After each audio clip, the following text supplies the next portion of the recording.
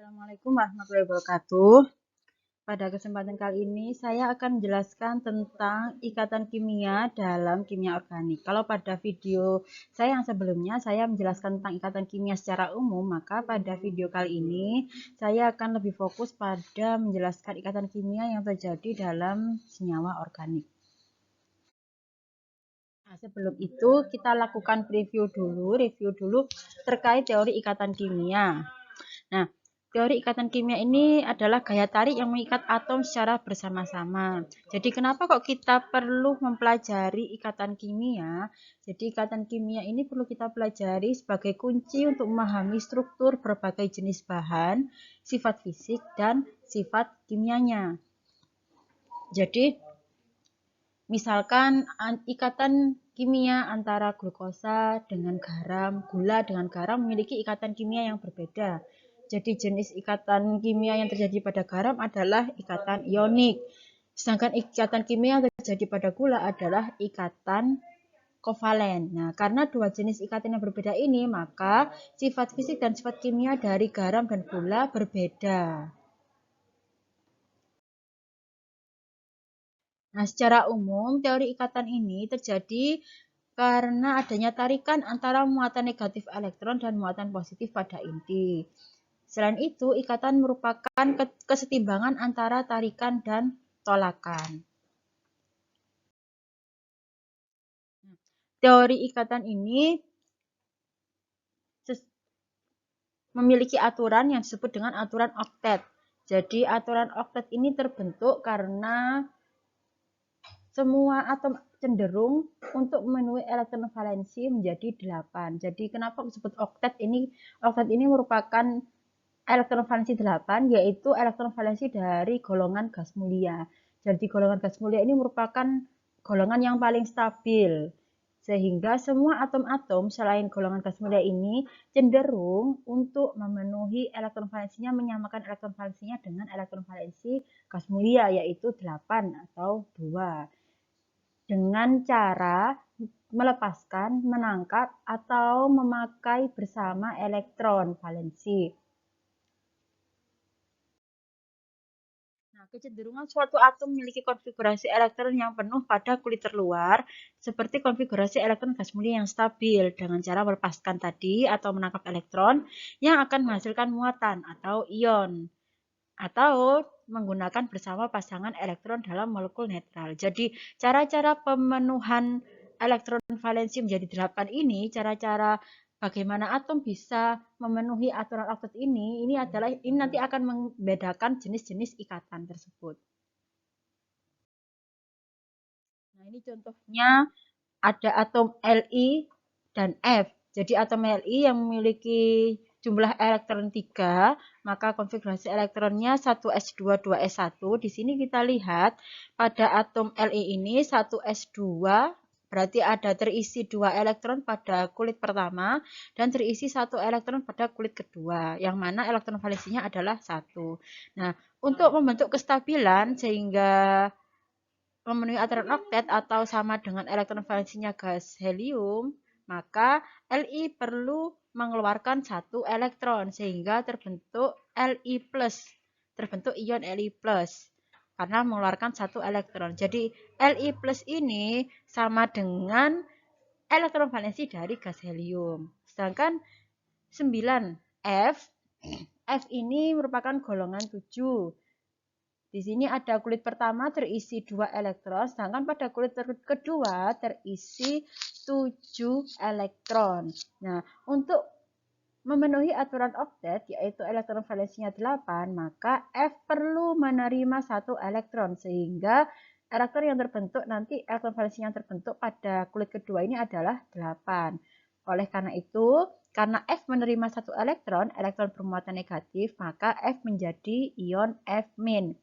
Nah, Li plus F- ini merupakan ion-ion yang mana kalau ion bermuatan positif, maka disebut dengan kation. Jadi Li plus ini kita namakan kation Li. Sedangkan F- ini merupakan anion, yaitu ion yang bermuatan negatif. Nah, Li plus dan F- ini nanti akan bisa berikatan menjadi ikatan membentuk suatu ikatan ionik yang akan saya jelaskan pada slide selanjutnya. Sedangkan contoh yang kedua yaitu H dengan O. H memiliki satu elektron kovalen, elektron valensi. O memiliki 8 elektron, yang mana 2 elektron terisi pada kulit pertama, sedangkan kulit kedua, yaitu kulit terluarnya, memiliki 6 elektron. Sehingga O memerlukan 2 elektron untuk memenuhi aturan oktet, sedangkan H perlu 1 elektron sehingga bisa memenuhi aturan oktet. Oleh karena itu, O ini nanti akan elektron valensi pada O ini akan berhibridisasi atau bergabung dengan elektron valensi H. Di sini kita lihat ini orbitalnya, suborbital ya, 2s dan 2p. Kita lihat 2p ini masih memiliki 2 ruangan yang kosong, ya kan? Maka satu ruangan ini bisa diisi oleh 1H. Jadi masing-masing O ini akan berikatan dengan H, berbagi elektron. Nah, tadi bergandengan tangan sehingga O akan berikatan dengan 2H membentuk H2O. Ini yang nanti yang kita sebut dengan ikatan kovalen karena terjadi pemakaian bersama elektron. Yang akan saya jelaskan pada slide selanjutnya. Nah, ini ikatan kimia secara umumnya, secara generalnya dibagi menjadi 2 bagian, 2 macam, yaitu ikatan ionik dengan ikatan kovalen. Ikatan ionik terjadi karena adanya transfer elektron dari satu atom ke atom lain secara sempurna. Nah, ikatan kovalen terjadi karena adanya penggunaan elektron secara bersama antar atom.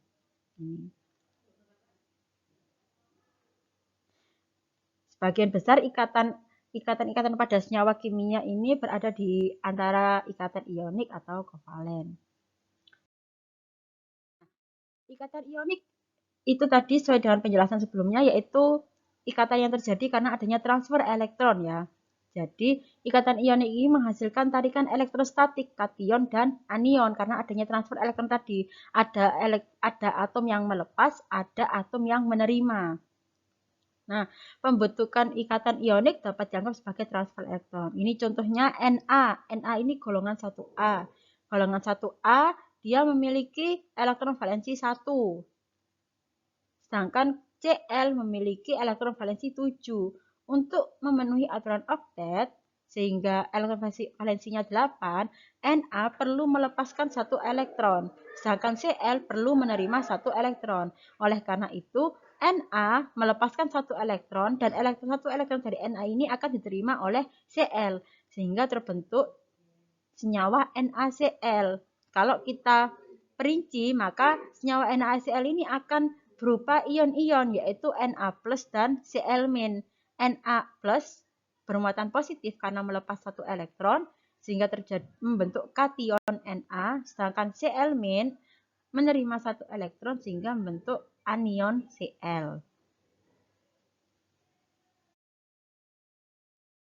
Sebagian besar ikatan ionik ini terbentuk antara senyawa logam dengan non-logam. Dan senyawa logam cenderung membentuk kation, sedangkan non-logam membentuk anion. Kenapa? Karena pada atom logam, pada posisi sebelah kiri dalam sistem periodik mempunyai energi ionisasi dan afinitas elektron yang kecil. Jadi seperti yang kita ketahui, pada sistem periodik, atom-atom logam terdapat pada sebelah kiri dalam sistem periodik pada golongan yang sebelah kiri, misalkan golongan 1A, 2A, atau pada golongan transisi.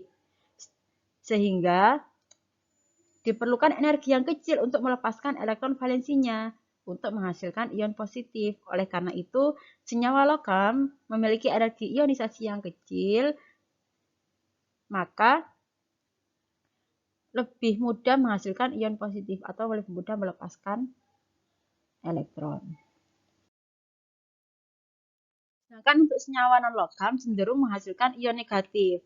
Karena pada posisi sebelah kanan, jadi senyawa non-logam ini seperti yang kita ketahui, senyawa non-logam lebih terdapat pada golongan sebelah kanan, misalkan golongan 6A, 7A. Nah, itu sebagian besar terisi oleh senyawa atom non-logam. Jadi pada posisi sebelah kanan dalam sistem periodik mempunyai energi ionisasi dan afinitas elektron yang besar, sehingga sulit untuk melepaskan elektron valensinya, tetapi akan menghasilkan energi bila unsur tersebut menangkap elektron. Sehingga golongan non-logam ini lebih cenderung menangkap elektron sehingga menghasilkan ion negatif atau anion. Selanjutnya, nah, kalau tadi muncul istilah energi ionisasi dan afinitas elektron, apa sih energi ionisasi itu? Jadi energi ionisasi adalah jumlah energi yang dibutuhkan untuk melepaskan satu elektron dari suatu atom pada fase gas. Contohnya di sini adalah Li. Nah, Li ini merupakan golongan 1A. Dia memiliki energi yang kecil untuk melepaskan satu elektron, sehingga Li lebih cenderung melepaskan elektronnya, sehingga terbentuk Li+. Nah, ini tadi logam alkali mempunyai kecenderungan untuk memberikan elektron, sehingga mempunyai energi ionisasi yang rendah. Unsur-unsur di sebelah kanan pada tabel periodik unsur akan mengikat elektronnya dengan lebih kuat, jadi sebaliknya tadi. Sehingga pada sebelah kanan, golongan pada sebelah kanan ini lebih mudah mengikat elektron. Selanjutnya, afinitas elektron. Afinitas elektron adalah kecenderungan suatu atom dalam bentuk gas untuk menangkap elektron. Jadi, contohnya atom halogen yaitu golongan 7A mempunyai kecenderungan untuk membentuk ion negatif dengan menangkap elektron untuk memenuhi konfigurasi gas mulia. Nah, atom halogen ini mempunyai afinitas elektron yang rendah. Nah, yang selanjutnya, sifat yang selanjutnya adalah elektronegativitas, yaitu kemampuan suatu atom untuk menarik elektron ikatan. Jadi, elektronegativitas ini akan kita temui pada bab kimia organik yang selanjutnya, terutama saat kita membahas tentang mekanisme reaksi dan saat kita melakukan sintesis atau retrosintesis. Jadi elektronegativitas ini kemampuan suatu atom untuk menarik elektron ikatan. Jadi semakin besar elektronegativitasnya, maka semakin banyak elektron yang terikat pada atom tersebut. Jadi semakin rendah elektronegativitasnya, maka semakin sedikit elektron yang terikat pada atom tersebut. Jadi pada tabel periodik unsur, dari kiri ke kanan meningkat dalam satu periode. Jadi misalkan dalam satu periode 3, pada golongan 1A memiliki elektronegativitas yang lebih rendah daripada golongan 7A. Sedangkan dari bawah ke atas meningkat dalam satu golongan. Jadi misalkan pada golongan 1A, maka antara atom H dengan atom Na, elektronegativitas atom H lebih tinggi daripada elektronegativitas atom Na. Nah, perbedaan elektronegativitas pada setiap atom ini nanti akan mempengaruhi jenis ikatan yang terbentuk. Jadi kalau elektronegativitas yang terbentuk antar atom ini sangat besar sekali, maka akan terbentuk ikatan ion, sehingga akan terbentuk ion-ion tadi. Jadi pengaruh dari elektronegativitas ini. Nah, kalau elektronegativitas, perbedaan elektronegativitas yang antar atomnya itu rendah atau 0, maka akan terjadi ikatan kovalen. Kalau ikatan kovalennya memiliki beda elektronegativitas yang rendah, maka ikatan kovalennya ini akan terjadi ikatan kovalen polar. Di sini ada parsial negatif, parsial positif. Ditandai dengan ini. Jadi parsial negatif ini atom yang memiliki elektronegativitas yang lebih tinggi daripada atom H. Jadi atom dengan elektronegativitas yang rendah maka memiliki simbol parsial positif. Ini. Jadi simbol parsial ini nanti akan sering ditemui saat kita membahas tentang mekanisme reaksi. Jadi nanti berhubungan dengan pemecahan ikatan. Nanti elektron yang dipecah itu akan ikut ke atom yang memiliki muatan lebih min, lebih negatif, elektron negatifnya lebih tinggi, parsial negatif ini. Jadi sebagian mengion, tidak semuanya mengion. Ini juga sebagian mengion. Artinya parsial itu sebagian ya. Nah, ini ikatan ionik ini terjadi jika perbedaan harga elektronegativitas antara dua unsur sangat besar. Itu. Nah, kalau ikatan kovalen ini merupakan hasil dari pemakaian bersama satu pasang elektron atau lebih antara dua atom. Ini bisa lebih ya, dua atom atau lebih. Ikatan kovalen terjadi jika perbedaan elektronegativitas antar atom sama dengan 0 atau relatif kecil. Jadi contoh di sini atom H dengan atom H. Kan ini atomnya sama, otomatis tidak ada perbedaan elektronegativitas sehingga terbentuk ikatan kovalen. Di sini ikatan kovalennya terbentuk ada antara satu elektron H dengan satu elektron H. Di sini terbentuk H2. Ini orbitalnya, orbital dari atom H. Nah, saat terjadi ikatan akan terjadi overlapping di sini, overlapping orbital di sini. Nah, elektron yang digunakan untuk sharing disebut pasangan elektron ikatan. Dan elektron yang tidak dipakai untuk sharing disebut pasangan elektron bebas. Ini. Nah, contohnya di sini adalah antara H dengan Cl. Jadi atom H dengan atom Cl, H berikatan dengan Cl. Di sini H ini golongan 1A, Cl golongan 7A, golongan 7. Golongan 7, elektron valensinya 7, maka untuk memenuhi aturan oktet, dia perlu satu elektron, sedangkan H juga perlu satu elektron. Oleh karena itu, satu atom H dengan satu atom Cl akan berikatan, sehingga dipakai bersama-sama. Nah, di sini terbentuk satu pasang elektron ikatan, dan di sini ada PEB namanya, sepasang elektron bebas. Ini ya.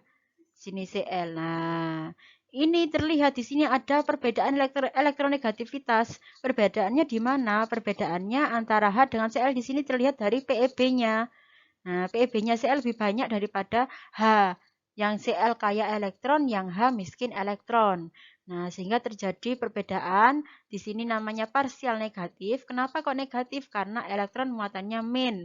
Sedangkan H muatannya plus. Nah, tadi ini namanya parsial positif. Jadi bukan mengion semuanya tapi sebagian mengion. Gitu. Itu nanti yang akan sebagai dasar dari mekanisme reaksi. Nah, titik-titik yang di sini ada titik-titik ini titik-titik merah ini yang disebut dengan titik Lewis. Ini simbolnya. Simbol elektron. Elektron Lewis ini ya. Nah, ini contohnya struktur Lewis. Ada H2O, HCl, CH4, dan NH3. Nah, struktur Lewis di sini, satu garis ini setara dengan 2 elektron. 2 elektron sama dengan sepasang elektron. Jadi kalau saya bilang pasangan elektron, namanya pasangan isinya 2. Jadi gitu ya. Jadi satu pasang elektron itu berisi 2 elektron, 2 titik. Nah, 2 titik itu setara dengan satu garis ikatan ini. Nah, kalau garis ini namanya elektron ikatan. Jadi dalam H2O terdapat 2 pasang elektron ikatan dan 2 pasang elektron bebas. Biasanya kita ringkas dengan PEB dan PEI. Ini. HCl, ini juga ada PEB-nya 3, PEI-nya 1. CH4 ini tidak memiliki PEB, tapi memiliki 4 PEI. Di sini ada NH3. NH3 ini ada 1 PEB dan ada 3 PEI. Ini. Nah, di sini yang akan dibahas pada kimia organik ini adalah ikatan yang terjadi pada atom karbon. Nah, atom karbon ini kenapa kok tangannya ada 4? Karena elektron valensinya ada 4. C ini golongan 4A, memiliki elektron valensi 4. Maka untuk memenuhi aturan oktet berarti elektron valensinya kan harus 8. Maka perlu 4 elektron. Sehingga C ini bisa berikatan dengan 4 elektron dari atom yang berbeda-beda. Jadi kalau di sini kan contohnya semuanya H. Nah, H ini bisa kita ganti dengan atom yang lainnya. Misalkan dengan sesama dengan atom C. Bisa kita gunakan C dengan C atau C dengan O, C dengan N. Sehingga struktur ikatan dari C ini sangat fleksibel. Nanti bisa lurus, bisa belok-belok. Karena fleksibilitas atom C ini membentuk berbagai senyawa, maka perlu satu bahkan beberapa mata kuliah untuk membahas ikatan atau senyawa dengan dasar C, dengan dasar atomnya adalah C, yaitu ikatan apa? Kimia karbon atau kimia organik. Ini yang intinya dibahas. Jadi nanti pada kimia organik ini nanti kita lebih banyak membahas tentang ikatan kovalen daripada ikatan ion. Nah, ikatan kovalen nanti ada beberapa jenis yang akan saya jelaskan pada slide selanjutnya. Ini contohnya N di sini. Nah, dari keempat ini ikatan kovalen di sini ada polar dan nonpolar ini nanti. Nah, itu nanti akan saya jelaskan di selanjutnya. Aturan oktet dalam ikatan kovalen di sini, bila atom-atom membentuk ikatan kovalen, maka cenderung untuk membagi elektron-elektronnya mencapai 8 elektron pada kulit terluarnya, kecuali atom H. Kalau atom H ini mengikuti ke arah elektron valensinya gas helium tadi ya. Ini contohnya. Ini titik-titik ini simbol Lewis ya. Jadi satu titik setara dengan 1 elektron. H memiliki satu elektron dan Cl memiliki 7 elektron. Sehingga supaya stabil, maka satu elektron pada H ini akan berikatan dengan 1 elektron dari Cl. Sehingga akan terjadi seperti ini. Nah, ini gabung elektronnya ini. Nah, sehingga terbentuk 2 elektron ini. Nah, ini menjadi satu pasang elektron ikatan. Kalau kita tuliskan lagi menjadi satu garis seperti ini. H/Cl. Sama juga dengan Cl dengan Cl. Nah, ini satu elektronnya ini. Nah, ini akan gabung di sini jadi ini. Nah, ini kalau kita hitung masing-masing kan nanti punya 8. Jadinya 1, 2, 3, 4, 5, 6, 7, 8. Ini juga 1, 2, 3, 4, 5, 6, 7, 8. Jadi kalau dituliskan jadi Cl2. Ini satu garis ini menunjukkan ikatan kovalen tunggal. Loh, kok ada gitu, Bu? Karena nanti ada ikatan kovalen rangkap. Jadi ikatan kovalen ini ada jenisnya. Ada ikatan kovalen tunggal, ada ikatan kovalen rangkap 2, ada ikatan kovalen rangkap 3. Berdasarkan jenis ikatannya, jumlah ikatannya. Jadi, kalau ikatan kovalen tunggal tadi terjadi antara satu elektron atom A berikatan dengan satu elektron atom B, terbentuk ikatan kovalen tunggal. Ikatan kovalen rangkap 2 ini terbentuk dari pemakaian 2 pasang elektron antar 2 atom. Jadi, misalkan C dengan O. C kan punya 4 elektron, O punya 6 elektron. C kurang 4 elektron untuk membentuk oktet. O kurang 2 elektron, sehingga 2 elektron dari O ini akan dipakai bersama-sama dengan 2 elektron dari C. Nah, ini elektron ikatannya di sini. Terbentuk CO2. Nah, di sini karena ada 2 pasang elektron ikatan, di sini maka garisnya ada 2. Ini yang kita sebut dengan ikatan rangkap 2. Ini ikatan rangkap 2. Nah, selanjutnya ada ikatan kovalen rangkap 3. Nah, kalau ikatan kovalen rangkap 3 ini pemakaian bersama 3 pasang elektron antara 2 atom. Contohnya N2 atau gas nitrogen. N ini golongan 5A, maka elektron valensinya adalah 5. kurang berapa elektron? Kurang 3 elektron untuk memenuhi aturan oktet. Kan 5 tambah 3 sama dengan 8.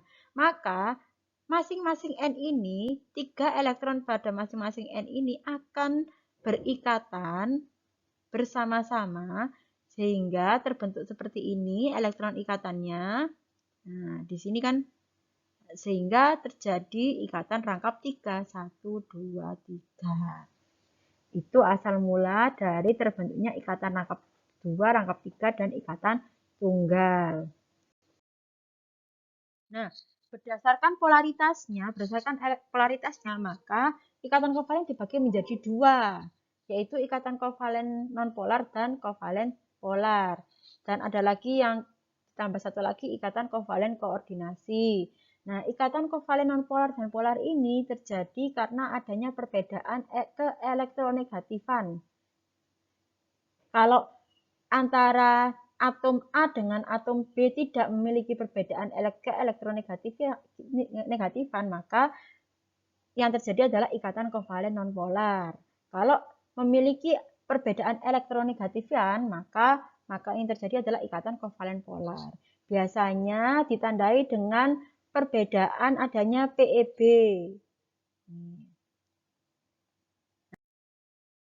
Contohnya, di sini ada 4 contoh struktur senyawa, yaitu asetilen, etilen, metanal, dan asam karbonat. Nah, pada asetilen dan etilen kita lihat di sini, ada di sini asetilen memiliki ikatan rangkap 3, sedangkan etilen ikatan rangkap 2. Di sini tidak ada perbedaan elektronegatifan. Kenapa kok tidak ada? Karena atomnya sama, C dengan C. Ikatan C dengan C. Sedangkan pada metanal dan asam karbonat terjadi perbedaan keelektronegatifan. Di sini kita lihat, dapat dilihat pada atom C dengan O. O memiliki PeB sebanyak 2. Elektronnya lebih banyak. Dan golongan O ini golongan 6, C golongan 4. Elektronegatifan semakin ke kanan semakin besar. Sehingga O lebih banyak elektron, maka memiliki muatan parsial negatif, dan C memiliki muatan parsial positif. Ini. Sedangkan yang asam karbonat di sini ada 3O, C-nya 1, sehingga di sini juga termasuk dalam kovalen polar di sini. Parsial negatifnya di mana? Parsial negatifnya itu terdapat pada atom yang punya elektronnya lebih banyak. Ini O, ini parsial negatifnya di O, C-nya bermuatan parsial positif.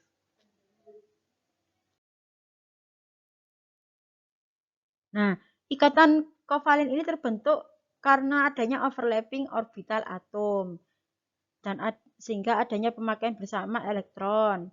Semakin besar orbital yang overlapping atau bertumpuk, maka ikatannya semakin kuat.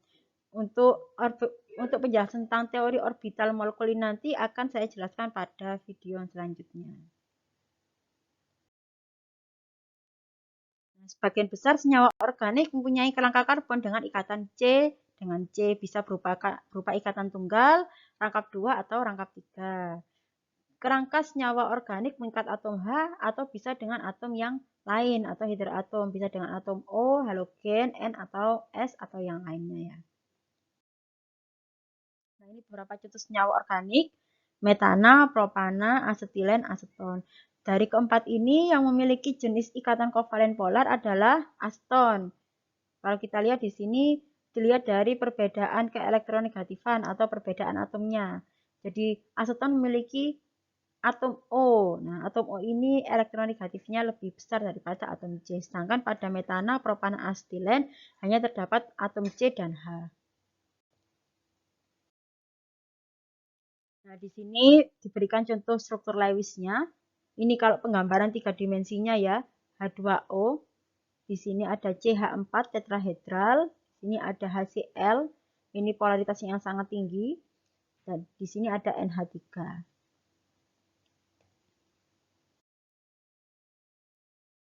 Nah, di sini menunjukkan energi ikatan pada 2 atom hidrogen. Jadi 2 atom hidrogen ini akan menjadi stabil kalau terjadi overlapping antar awan elektronnya. Di sini kita lihat untuk kurva ini ya, ini ada kurva yang Y ini yang menunjukkan energi, kurva energi ikatan, ini kurva untuk yang sumbu X ini menunjukkan jarak antar inti hidrogen.